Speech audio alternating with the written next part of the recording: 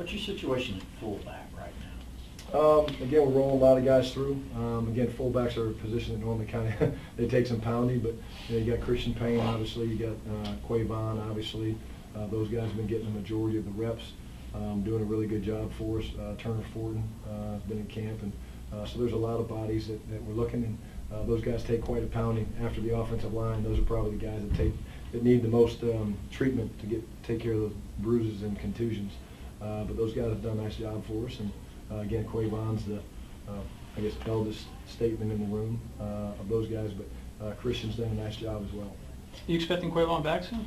Say again? You expecting Quavon back soon? Again, I'll let Coach speak to all the injuries. I don't know. What about Nick Moore? How does he fit there now? Again, Nick came over today, and we're going to take a look at him. I think he's excited about the possible opportunity. And again, like I said, he wouldn't be the first linebacker that's come over and become a pretty good fullback. Those fullbacks are a different breed, you know. I mean, the things you ask them to do, not everybody gets excited about doing that. So, again, he's got a lot of stuff to learn, but I think he's excited about the opportunity.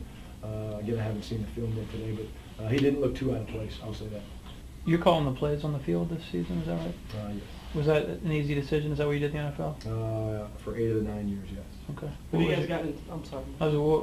What was the thought process on that? Just because it's just what I'm used to. Yeah. It's kind of what I know. Again, I don't have a little cool walkie-talkie, which is okay. Probably quarterbacks like it because I can't yell at them. But again, that was a pretty easy decision for me.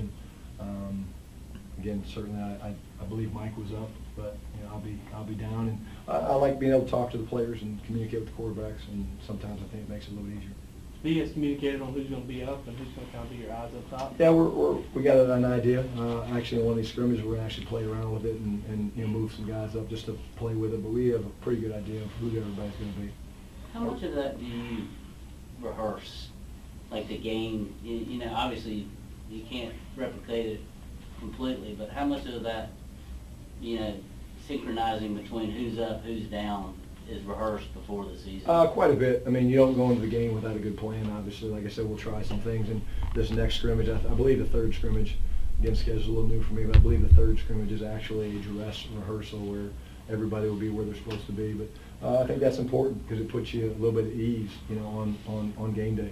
The worst thing to do is go into a game and be like, hey, who am I talking to up there? You don't want to do that. So it's been thought out, been talked through.